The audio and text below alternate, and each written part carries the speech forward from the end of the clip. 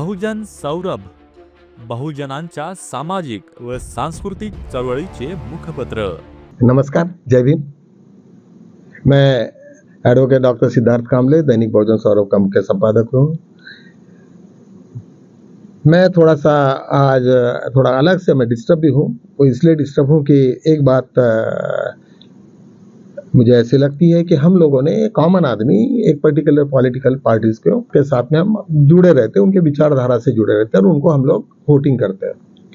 ये उनका काम होता है कि हम लोग अगले वाले से, जिसके भी साथ में हमारा राइवलरीज ग्रुप है, उनका पूरा का पूरा स्टडी करना है, उनके साथ में किस तरीका से उनको जिताने का काम होना चाहिए। इतना ओपनली पूरे महाराष्ट्र में पुलिस डिपार्टमेंट, जुडिशियरी, कलेक्ट्रेट, ये सब मिल गए इतना बड़ा स्कैम कर रहे हैं, स्कैंडल कर रहे हैं। और रंजीत कासरे जैसा पिया है, वो कह रहा है कि मैंने इनके कोऑपरेट नहीं करने की वजह से मेरे यहाँ 10 लाख रुपए मेरे अकाउंट में डाले। ये न्यूज़ केवल एक दिन चली और उसके दिन बाहर बंद हो गई। पूरी तुम्हारी डेमोक्रेसी जिस ऊपर में चल रही है, ईवीएम मशीन के द्वारा ये सब धंधा हो रहा है। तो मुझे एक प्रश्न है कि तुम्हारे ये पॉलिटिकली लेवल के सभी लोग, जो फिर कांग्रेस से लेके तो शरद पवार हो या उद्धव ठाकरे हो या और कोई हो, वो क्या सोए है क्या? इसमें से हजारों लोग इसमें उतरे रहते हैं। अनेक बहुत सारे पुलिस डिपार्टमेंट से उनको इंटरव्यू लिए होते, कई जगह पे जाए रहते, पूरा बैंक से जितने भी पुलिस वाले हैं उनका पूरा का पूरा उन दिनों का स्टेटमेंट लिए होते हैं कि कितने कितने लोगों के अकाउंट में यहाँ से इमरजेंसी में पैसे आए। कई बैंक लोग थे, कई ना कई बहुत सारे ये मिलते थे, वो बैंक का ये पता किए रहते कि किस आदमी ने पैसा डाला, ये लेकिन कंप्लीटली पूरा का पूरा ब्लैकआउट कर दिया। ये किसकी जिम्मेदारी थी? कॉमन आदमी की जिम्मेदारी है उनके पीछे पीछे जाने का।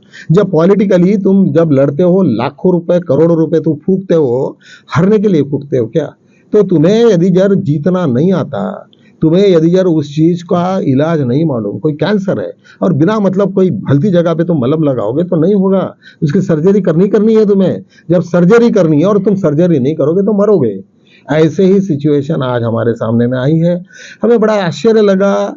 वो मुझे ये समझ नहीं रहा कि वाइस प्रेसिडेंट धनकर वो क्या जजेस को बोलेगा, ना ऐसा ना, कितना बोलने का, कितने सब यूट्यूबर्स उसी के पीछे लगे। अबे तुम्हें किसने बताया? वो साला करेगा नहीं तो मरेगा। ऐसी गालियां जजेस के ऊपर में कितनी हुई, हमारे चंद्रचूड़ के ऊपर में दुनिया भरे के लोगों ने गालियां दी, बस उसी के तरफ ने हम लोगों ने डाइवर्ट किया। क्यों? अरे वो छोड़ो, उसका क्या करना है तुम्हें। उसने गाली दी, वो करेगा, माफी मांग लेगा कि भाई ठीक है, नहीं हमारा स्लिप ऑफ टंग हो गया या कुछ और हो गया। ऐसी सिचुएशन में लेकिन पूरा का पूरे दुनिया के यूट्यूबर्स रहे या ये हो, उसी को लेके जो घुमा रहे ऐसे पीछे जा रहे जिसका कोई मतलब नहीं है। और जो असली मुद्दा है वो हमारा खत्म हो गया। आज महाबोधि सोसाइटी का, महाबोधि बुद्ध गया का जो इश्यू चल रहा है, बड़ा इंपॉर्टेंट इश्यू है वो। जिस वक्त वहां से ब्राह्मण हट जाएंगे तो उसके बाद में संपूर्ण जितने बुद्धिस्ट मंदिर है, जिनको बाद में हिंदू मंदिर में कन्वर्ट किया है, वो सब इश्यू आएंगे, उनको मालूम है। लेकिन उसका कोई नहीं, कोई नेशनल जो चैनल वाले कुछ नहीं, सब साइलेंट है। कहने का मेरे को मतलब है कि हम लोग ऐसे वीडियो को ना देखे तो अच्छा है।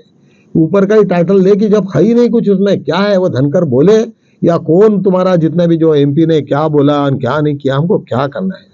और गालियां देने से क्या होता है? चंद्रचूड़ को सब लोगों ने गालियां दी है, क्या हुआ? कोई कंटेम्प्ट हुआ है? कंटेम्प्ट होते समय उसका एक प्रॉपर प्रोसीजर है। और कंटेम्प्ट में अभी सुमोटो कौन लेगा? कलेक्टर उसको क्या लगा? कोई एक आधे पागल कुत्ते ने किसी को काटा तो हम उसके पीछे में लगते हैं क्या कि वो पागल कुत्ता कौन है, वो ये उनका झगड़ा कैसा हुआ, झगड़ा हुआ। अभी क्या करना है? वो पागल था, पागल का कोई लेना देना नहीं रहता। और तुम वो धनकर जी को क्या कर सकते हैं? वाइस प्रेसिडेंट, उनका दिमाग की हालत ही खराब है। पूरा आरएसएस का ही यदि दिमाग की वैसे है, उनको यही करना है और तुम लोगों को सब गुमराह किया जाता है।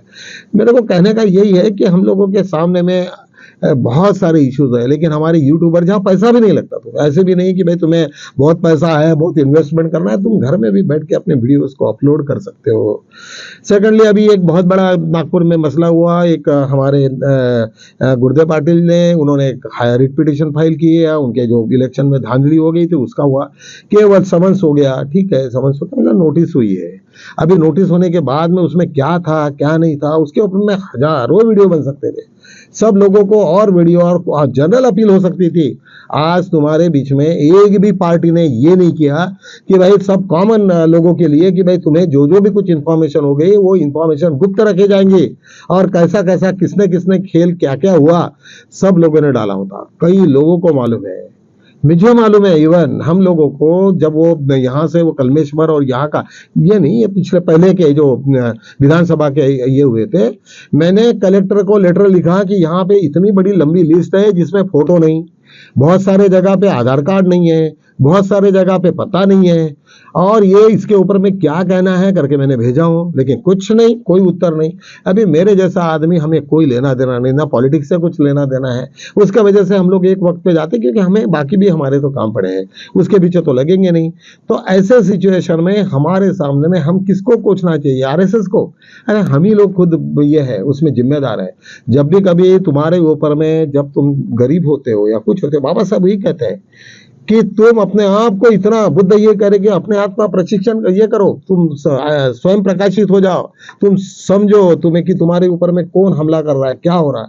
तो हम भी वो चूतिया जैसे वैसे ही काम कर रहे हैं, वही सब बातें हमारे जात में, वही भगवान के पीछे में आज बिना मतलब बड़ी बड़ी न्यूज आती कि वो भगवान के जब यहाँ पे गए तो उन्होंने बाहर अकेला। अभी क्यों जाते हो तुम, क्यों ऐसे न्यूज को देते हो? तो मेरा कहना यही है तुम लोगों को मित्रों कि जो जो भी यूट्यूबर्स है जो बिना मतलब की बातें बताते हैं, वही सब यूट्यूब में धनगर जी ने ऐसा बोला, उसने वैसा बोला, वो इसने ऐसा हुआ, कंटेम्पिटिशन। अरे होंगी कंटेम्पिटिशन, नहीं भी होगी, तुम्हें क्या करना है? और कंटेम्पिटिशन भी हो के उनको क्या लेना देना है? कंटेम्पिटिशन में वो माफी मांग लेगा, खत्म हो गया इशू। लेकिन इतने दिन तक तुम्हारा जो इंपॉर्टेंट इशू तो गायब हो गए। मुस्लिम का वक्फ बोर्ड का जो भी है, वैसे भी वही वक्त की जमीन है, क्या कर रही थी और कितने लोग उसका यूज कर रहे थे, वो यदि यार कुछ होता तो कुछ नहीं है, सब लोगों को चूतिया बना के हम लोगों ने वक्त की जमीन ऐसा हो जाएगा वैसा हो जाएगा, पूरा देश उसमें बर्बाद हो गया। और वो फिर अभी हाई कोर्ट में, सुप्रीम कोर्ट में अभी जो क्या हो रहा क्या नहीं हो रहा, सब हिंदू मुस्लिम हिंदू मुस्लिम हिंदू मुस्लिम, उसमें तुम क्यों अंगार डाल रहे हो? तुम्हें क्या लेना देना है? अच्छे यूट्यूबर ने वो चीज को नहीं बताना चाहिए, वो चीज तुम्हारे लिए नहीं है। तुमने जो इश्यूज है, ईवीएम का इश्यू, कंटिन्यूअसली उसी के ऊपर काम करो, कंटिन्यूअसली वो सब पुलिस डिपार्टमेंट के लो, अलग अलग लोगों के इंटरव्यूज लो और कंटिन्यूअसली उनके ऊपर में हैमर करो, जो जिससे ये इश्यूज को तुम जिंदा रख सको। जब तुम ही खुद नहीं जिंदा रह वो इश्यूज को जिंदा रखते हो तो कौन करेगा? तो मेरी नम्र निवेदन है कि ऐसे सब लोग वक्त पे हम लोगों ने अपने आप को खुद को संभालते हुए और सभी चीज़ों को ये करते हुए, कुछ नहीं होता ऐसा जिसको जो कहते हैं कि ऐसा ना वैसा ना, क्या होगा? तुमने लोगों को बोले कि जब वो इतना बड़ा वो टीवी चीज पे आता है यार, वो सब इंटरव्यू दे रहा है कोई आदमी, उसका इंटरव्यू लोगों ने फॉरवर्ड तक नहीं किया, हमें तो नहीं मिला। तो ऐसे सिचुएशन में तुमने उसका प्रोटेक्शन का क्या कर रहे हैं? उसके घर के लोगों के ये क्या हुआ, उसके अकाउंट में अभी कितने पैसे हैं, किसने डाला था, कौन सी बैंक है, ये सब सिचुएशंस क्यों नहीं आई दूसरे दिन में? तुमको किसने रोका था क्या? यूट्यूबर्स को रोका है क्या? ऐसा तो कुछ था नहीं। तो जब नहीं था तो हम लोगों ने समझ लेना चाहिए। सो मित्रों, मुझे यही बात आपको बतानी है कि ये सब भटकाने वाले जितने भी चैनल्स है, यूट्यूबर्स रहे, कुछ भी रहे, उनसे बच के रहो। जो हमारे मेन इश्यूज के ऊपर में वो है, हमारे से लगा मतलब हमसे हमारे से ताल्लुकात रखते हैं वो विषय, तो ठीक है, नहीं रखते तो कोई दिक्कत नहीं है, बहुत बार ऐसे होते रहता। तो इन्हीं शब्दों के साथ मैं आपको विराम करता हूं, और हम लोग जब भी देखोगे तो अपने आप को सोचो कि ये न्यूज़ मेरे लायक है या नहीं, मैं इसने देखना चाहिए या मेरा टाइम पास बर्बाद कर रहा हूँ बिना मतलब का। अरे 20-20 मिनट का तुम्हारे लाइफ के 20 मिनट किसने खा गया? कोई कारण नहीं, कोई झगड़े का हमें से कोई लेना देना नहीं। सुप्रीम कोर्ट क्या कर रहा है, ये क्या है? अभी हमारे यही चीफ जस्टिस ईवीएम के ऊपर में क्या बोला तुमको मालूम है? ये सब ड्रामाबाजी रहता है, कुछ नहीं। तुम अपने आप को स्वयं प्रकाशित करो, तुम अपने आप को संभलो और अपने को ये देखो कि हमारा कौन हमारा समय बर्बाद कर रहा है, उतना समय अच्छे काम के लिए लगाओ। इतनी मैं आपसे निवेदन करता हूँ, यही रुकता हूँ, कल मिलेंगे हम लोग।